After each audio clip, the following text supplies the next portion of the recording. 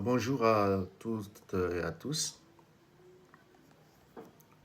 Je vous propose aujourd'hui une lecture stratégique d'une crise qui secoue actuellement les continents africains, mais dont les implications dépassent largement ses frontières.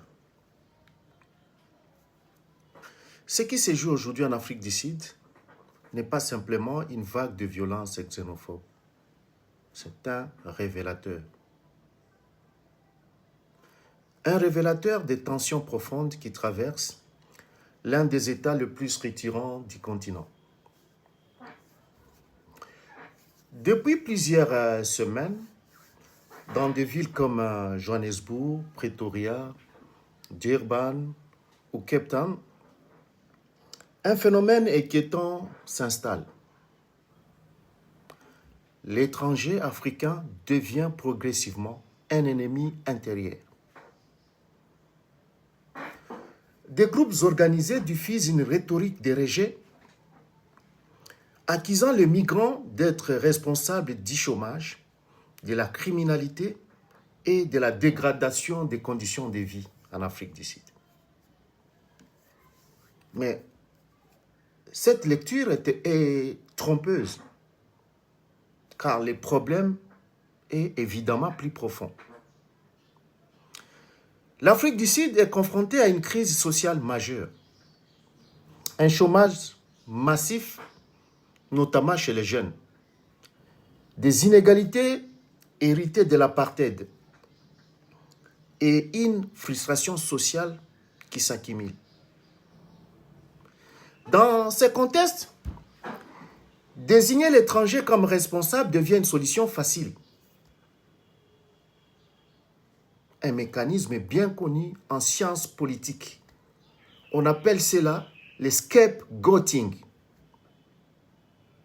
Faire porter à un groupe vulnérable la responsabilité des problèmes structurels.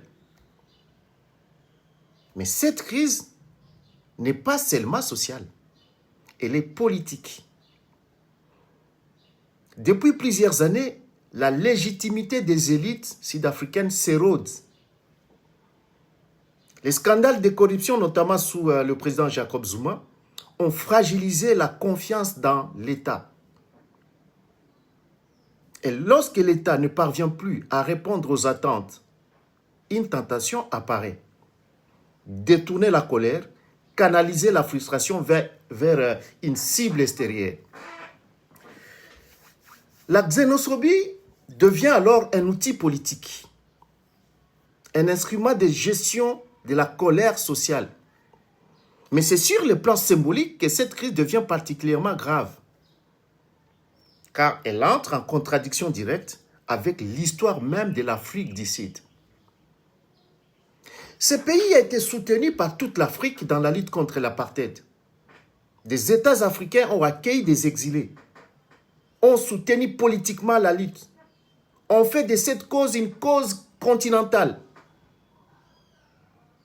Aujourd'hui, voir des Africains pourchassés en Afrique du Sud introduit une rupture morale majeure.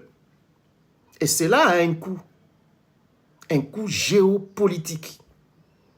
Car l'Afrique du Sud se veut une puissance morale, une voix du Sud globale, un acteur influent sur la scène internationale. Mais la crédibilité extérieure d'un État dépend de sa cohérence interne. Et lorsqu'un pays tolère des violences contre des Africains, il affaiblit sa propre légitimité. Il affaiblit aussi le panafricanisme. Et plus largement, il affaiblit l'image de toute l'Afrique. Car ce que le monde voit, c'est un continent qui peine à protéger ses propres citoyens. Et cela donne des arguments au discours xénophobe ailleurs. Lorsque des Africains rejettent des Africains, cela légitime ailleurs les rejets des Africains par l'extrême droite. C'est là toute la gravité de cette crise. Et au fond, elle révèle quelque chose de plus profond. L'épuisement du récit de la Rainbow Nation, la fameuse nation arc-en-ciel. Ces projets fondés sur la réconciliation et l'inclusion semblent aujourd'hui perdre sa force. Il n'a pas été suffisamment renouvelé pour répondre aux défis actuels. Alors les amis, que faire? La réponse ne peut pas être uniquement sécuritaire. Elle doit être politique, elle doit être économique, elle doit être narrative, elle doit être continentale.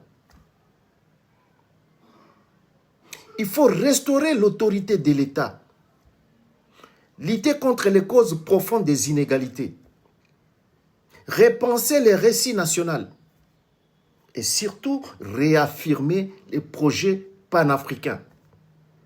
Car au fond, la question n'est plus seulement sud-africaine. Elle est africaine. Elle est même globale. En définitive, cette crise n'est pas une anomalie. C'est un symptôme. Un symptôme d'un projet national en crise. Et d'un continent qui doit aujourd'hui repenser les conditions de sa propre cohésion. Il ne s'agit plus seulement de condamner. Il s'agit de refonder. Refonder un projet africain crédible, inclusif et cohérent. Un projet capable de répondre aux défis internes, mais aussi de restaurer la voix et l'image de l'Afrique dans le monde. Chers amis, merci de m'avoir suivi et à très bientôt pour une nouvelle réflexion d'un citoyen du monde.